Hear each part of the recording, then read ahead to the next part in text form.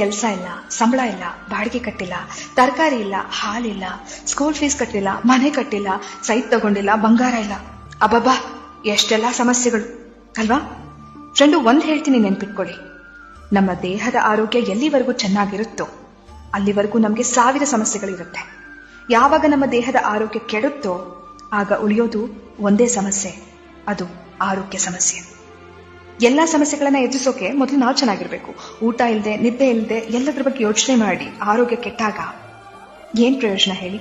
ಇವತ್ತು ನಾವು ಚೆನ್ನಾಗಿದ್ದೀವಾ? ಕೈಕಾಲು ಚೆನ್ನಾಗಿದ್ದು ಹತ್ತೋಕೆ ಇಳಿಯೋಕೆ ಆಗ್ತಿದ್ಯಾ?